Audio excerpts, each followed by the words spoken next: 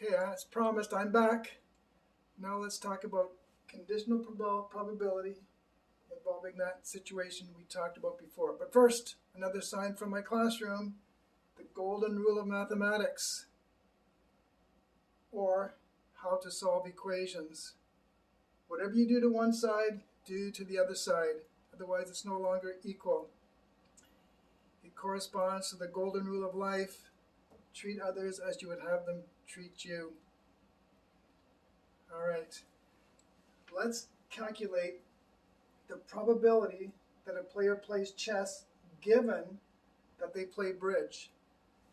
This given is the condition.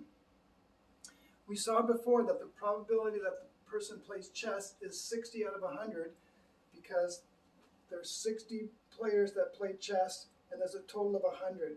That was capital N.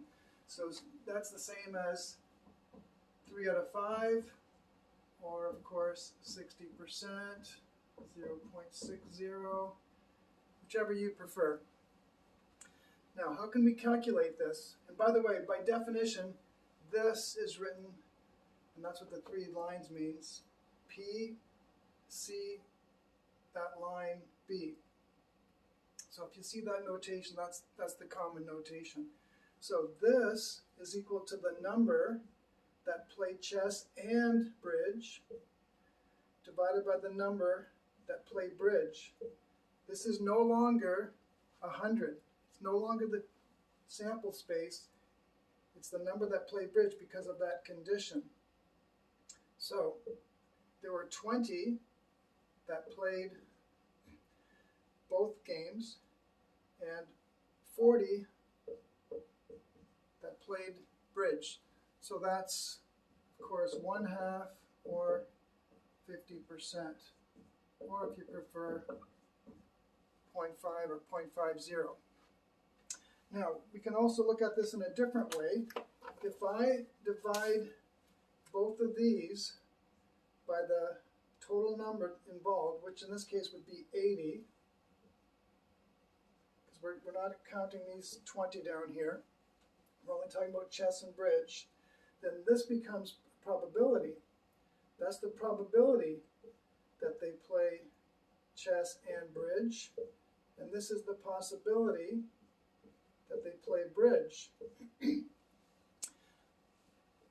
So if we go back and think about that, the probability that they played bridge was 40%, because 40 out of 100. And the probability that they played both was 20%, 10 plus 10, 20 out of 100, 20 out of 100, sorry. And of course, that's the same as this up here. So it's, same as that, same as that, same as that.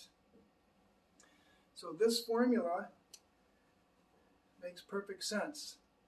Now let's combine this one and this one and come up with a new formula.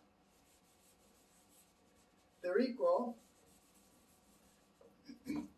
so I can say that the probability that a player plays chess given that they play bridge is that formula there.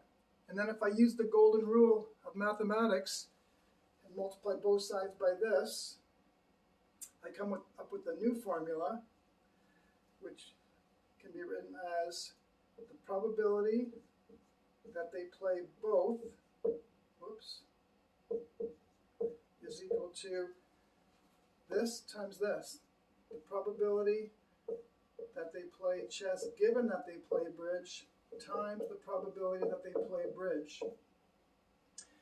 You could check with the numbers, but the numbers haven't changed, so that'll be true. This is called the multiplication rule for conditional probability. Multiplication rule. And we'll see how to use that in the next few videos where I'll do lots of exercises or examples. See you then.